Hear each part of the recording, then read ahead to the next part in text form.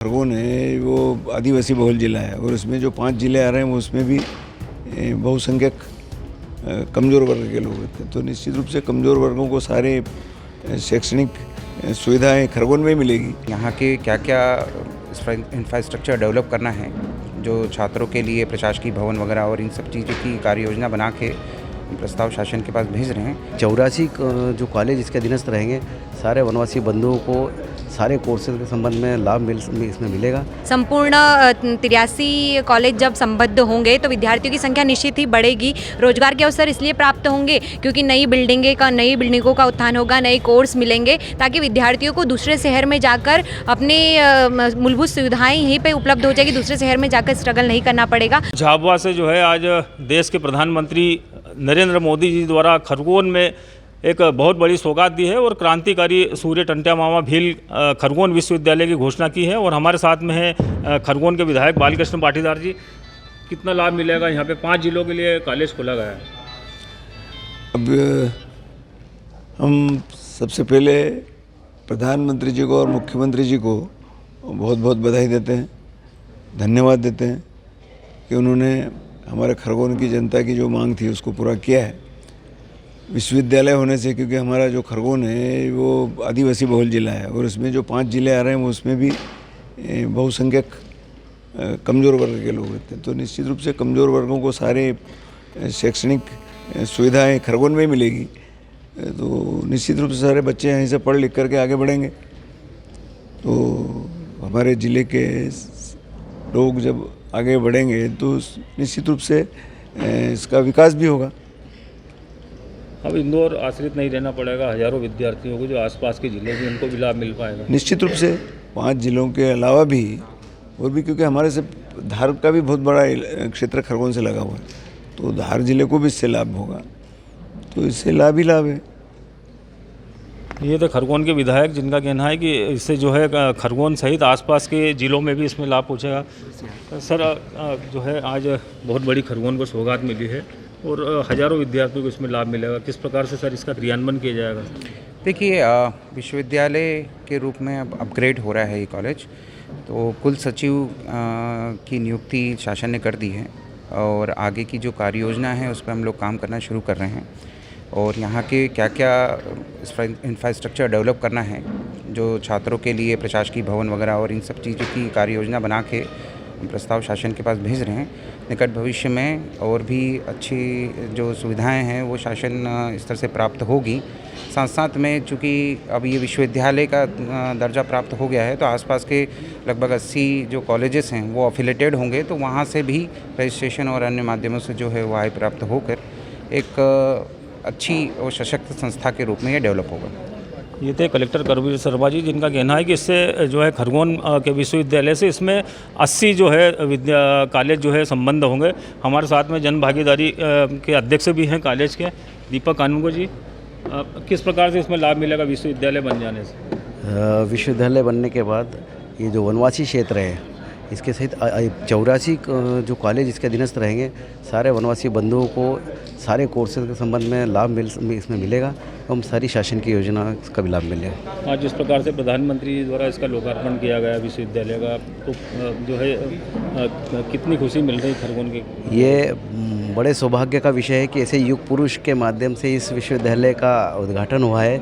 इसलिए हम सभी जनभागीदारी समिति एवं पूरा महाविद्यालय परिवार गौरवान्वित महसूस कर रहा है एवं आने वाले समय में भी ऐसा वो आशीर्वाद बना के रखेंगे। यही खरगोन कॉलेज के पहले कुल सचिव के रूप में चौहान सर की नियुक्ति हुई है, उनसे भी जानेंगे किस प्रकार से सर यहाँ पे जो है क्रियान्वयन किएंगे कॉलेज।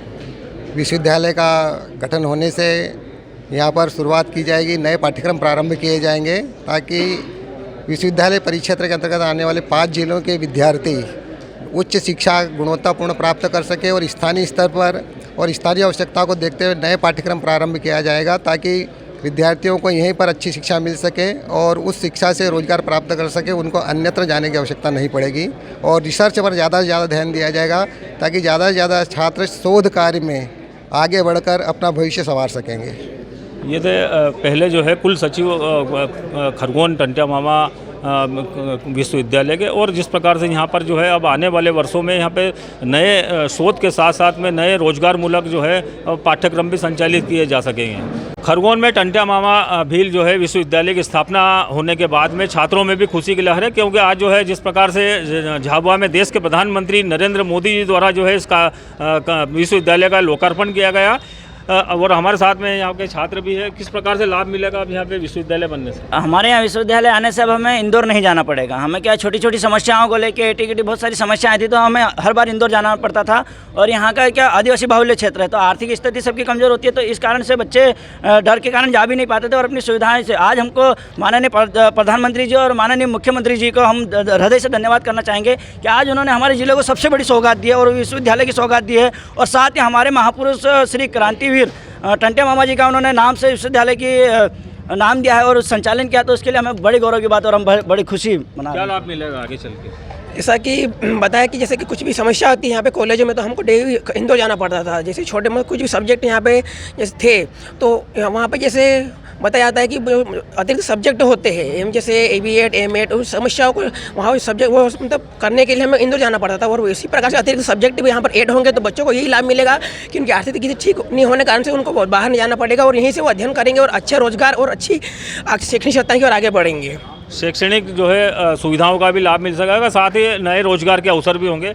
किस प्रकार से इसमें लाभ मिलेगा और विश्वविद्यालय बनने से कितने लोगों को इसमें छात्र छात्राओं को लाभ होगा? जी, जिस प्रकार अभी विद्यालय की विश्व महाविद्यालय की संख्या 7000 है, संपूर्ण 83 कॉलेज जब संबद्ध होंगे तो विद्यार्थियों की संख्या निश्चित ही बढ़ेगी। रोजगार के अवसर इसलिए प्राप्त होंगे क्योंकि नई बिल्डिंगों का उत्थान होगा, नए कोर्स मिलेंगे, ताकि विद्यार्थियों को दूसरे शहर में जाकर अपने मूलभूत सुविधाएँ यहीं पर उपलब्ध हो जाएगी, दूसरे शहर में जाकर स्ट्रगल नहीं करना पड़ेगा। मेरे विचार से ये अत्यंत सराहनीय कार्य किया है माननीय प्रधानमंत्री जी द्वारा, और अत्यंत ही हमारे लिए गौरव का विषय है। संपूर्ण निमानांचल के लिए काफ़ी ही महत्वपूर्ण विश्वविद्यालय का जो उन्नयन हुआ है, काफ़ी महत्वपूर्ण विषय है। हम सभी के मध्य खुशी की लहर है और हम सभी बहुत खुश है कि हमें रोजगार के नए अवसर और सामाजिक कल्याण ये जो हमारे महाविद्यालय में यूनिवर्सिटी का जो हमें सौगात प्राप्त हुआ है, इसके लिए हम बहुत खुश हैं।